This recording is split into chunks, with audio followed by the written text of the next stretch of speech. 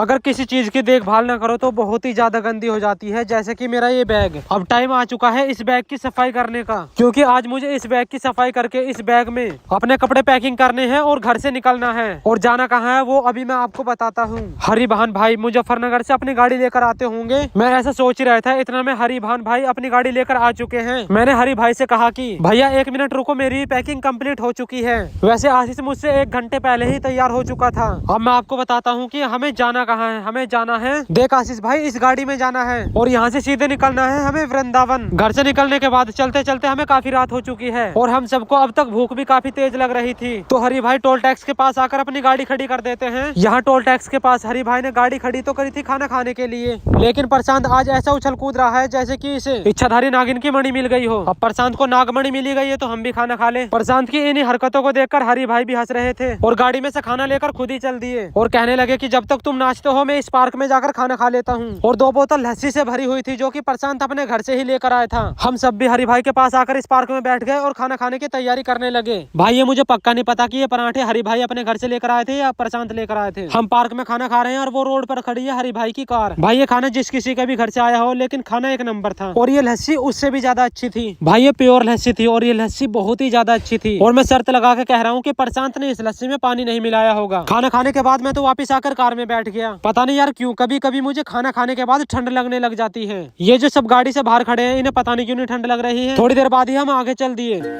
हम चले बहारों में। कुछ दूर आगे चलते ही हम दुकान पे से लस्सी पीने लग गए और वही हमारी सबसे बड़ी गलती रही, क्योंकि एक तो लस्सी पीने से ठंड ज्यादा लगने लगी और दूसरे नंबर पे जिस किसी को भी थोड़ा लंबा सफर करना होता है तो वो भूल के भी लस्सी ना पिए, क्योंकि लस्सी पीने से सफर करते हुए मन बेकार होने लग जाता है। क्योंकि हम सबका सफर करते करते मन बेकार सा ही हो चुका था। फिर हम सब ने एक आइडिया अपनाया कि हम थोड़ी दूर चलकर गाड़ी रोक दिया करेंगे और 2-4 मिनट रुक कर फिर गाड़ी चला दिया करेंगे। इससे ये होता है कि जो गाड़ी की वाइब्रेशन से मन बेकार होता है तो फिर वो मन बेकार नहीं होगा। वैसे तो लस्सी में काफी बार पी चुका हूँ, लेकिन सफर में आज मैंने पहली बार ही लस्सी पी है। अब फिर चलते हैं आगे। रात के लगभग 2 बज रहे हैं और हम वृंदावन पहुंच गए हैं। हम जुगाड़बाजी कर करके बीच बीच में रुक रुक कर हम वृंदावन पहुंच ही गए। वृंदावन पहुंचकर ही हम नंगे पैर हो गए और हम वृंदावन में आकर क्यों नंगे पैर हो गए अभी आपको बताता हूँ। तो पहले वहीं चलता हूँ और वहीं चल के बताता हूँ। और रात के 2 बजे इतनी सारी जनता सड़कों पर क्यों जाग रही है? क्योंकि इन सब जनता को प्रेमानंद जी महाराज के दर्शन करने हैं। आज तक मैं भी प्रेमानंद जी महाराज जी को वीडियो में ही देख रहा था, लेकिन आज लाइव देखकर मुझे बहुत ही ज्यादा खुशी हुई। बस यही प्रेमानंद जी महाराज जी है जिन महाराज जी के दर्शन करने के लिए मैं नंगे पैर आया हूँ। मैं महाराज जी के दर्शन करने आया था और मुझे भीड़ में खड़े हुए 1 घंटा हो गया है, लगभग कि 3 बज गए हैं। अब जाकर के मुझे महाराज जी के दर्शन हुए हैं। वृंदावन में पहुंचने के बाद मुझे लगभग 1 ही घंटा हुआ होगा और यहाँ आकर मुझे बहुत अच्छी फीलिंग होने लगी है। महाराज जी के दर्शन करने के बाद सारी भीड़ वापस जाने लगी और इतनी सारी भीड़ की वजह से मैं भी अपने साथियों से बिछड़ गया। फिर मैं एक साइड में होकर अपने साथियों को देखने लगा, लेकिन मुझे कोई भी नहीं दिखा। फिर मैं सोचने लगा कि यहाँ वेट करने से बढ़िया है कि मैं गाड़ी के पास जाऊँ और वहाँ जाकर उनका वेट करूँ। मुझे ऐसा लगता है कि गाड़ी के पास जाना ही सबसे अच्छा ऑप्शन रहेगा।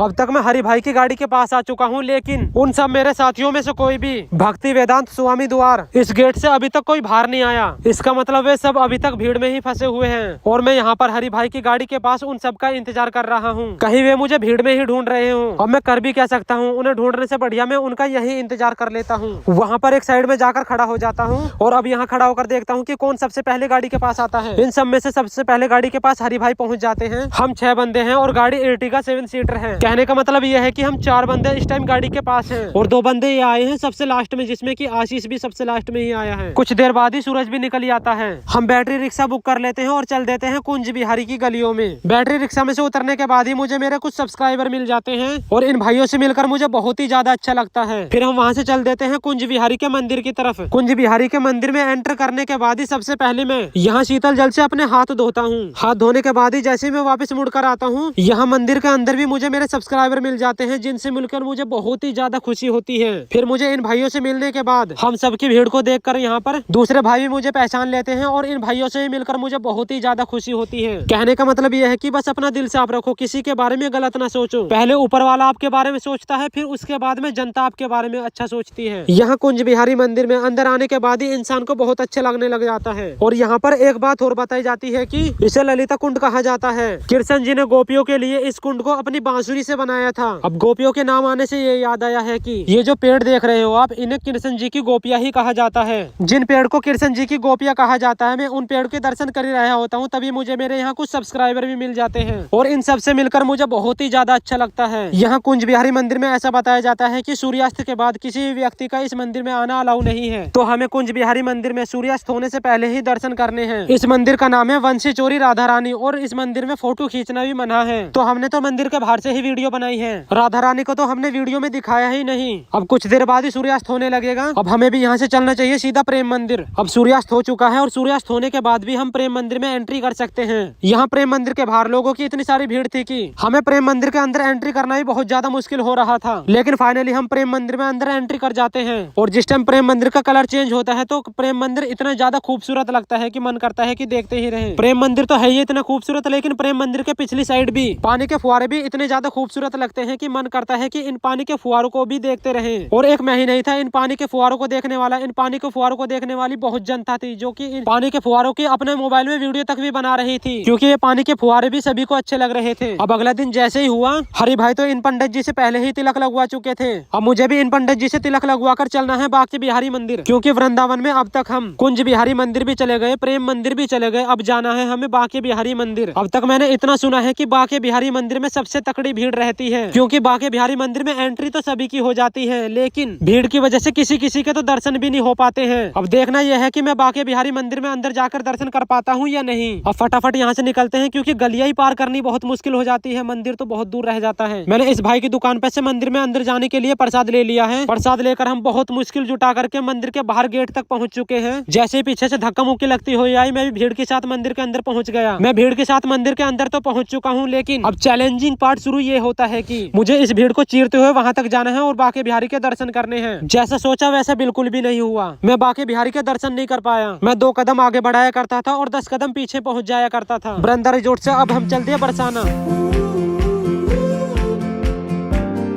अब आप ये सोच रहे होंगे कि मैं बरसाना की कहकर कहाँ खेत में आकर खड़ा हो गया। यहाँ पर खेतों में ही पार्किंग है और हरी भाई ने आकर यहाँ पर ही अपनी गाड़ी खड़ी कर दी है, क्योंकि यहाँ से आगे पुलिस वाले किसी को भी अपनी गाड़ी नहीं ले जाने दे रहे हैं। अब यहाँ से किसी को बरसाना जाना होगा तो वो पैदल ही चल के जाएगा। बरसाना वो जगह है जहाँ पर हिंदुस्तान में सबसे पहले और सबसे बड़ी होली मनाई जाती है। और बरसाना में मुझे मेरे सब्सक्राइबर भी मिल गए और इन भाइयों से मिलकर मुझे बहुत अच्छा लगा। बरसाना में ही लठमार होली खेली जाती है और मैंने आज तक लठमार होली का बस नाम ही सुना है, नाम ही तो सुना है आज तक। अब चल के देखते हैं कि लठमार होली होती कैसी है। दिल्ली से इस टाइम में 121 किलोमीटर दूर हूँ और बरसाना में 8 दिन पहले होली शुरू होती है और यहाँ से होली शुरू होकर पूरे हिंदुस्तान में फैल जाती है। और यहाँ से चलकर होली जब तक हमारे गाँव और शहर में पहुँचेगी, हम भी अपने गाँव और शहर में पहुँच चुके होंगे। यहाँ तो दिखाऊंगा मैं आपको बरसाना की होली, जो कि आप लॉन्ग वीडियो में ही देख सकते हो। फिर मैं आपको अपने गाँव की होली दिखाऊंगा और मेरे गाँव की होली को आप मेरी शॉर्ट वीडियो में ही देख सकते हो। अब मैंने यहाँ से 50 रुपए का गुलाल ले लिया है। मैं पहली बारी बरसाने आया हूँ, कम से कम यहाँ से गुलाल तो खरीद ही लूँ। फिर गुलाल खरीद कर फिर हम चल दिए आगे लठमार होली देखने के लिए। यहाँ पर इतनी बढ़िया तरीके से होली खेली जा रही है कि टाइम का तो पता ही नहीं चल रहा है कि कब निकला जा रहा है। यहाँ इन्हें आप गोपियों का रूप भी बोल सकते हो। मैंने आज जीवन में पहली बार ऐसी होली देखी है जो कि मुझे इतनी अच्छी लगी है कि जिसका कोई जवाब ही नहीं है। हमारे गाँव की होली का तो हाल कुछ ऐसा है कि लड़कों को भाग भाग कर अपनी जान बचानी पड़ती है, क्योंकि हमारे गाँव में गंदी नालियों से होली खेली जाती है। अब इन बातों को साइड में रखते हैं और चलते हैं लठमार होली देखने के लिए, क्योंकि लठमार होली का मैंने अब तक बहुत ही ज्यादा नाम सुना है। अरे ये क्या भाई, इस बंदे के हाथ में लठ, कहीं यही तो लठमार होली नहीं है जो ये बंदा अपने हाथ में लठ लिए घूम रहा है? लेकिन ऐसा कुछ नहीं है। लठमार होली और लठमार होली से अलग बहुत कुछ मैं आपको दूसरी वीडियो में ही दिखा पाऊंगा।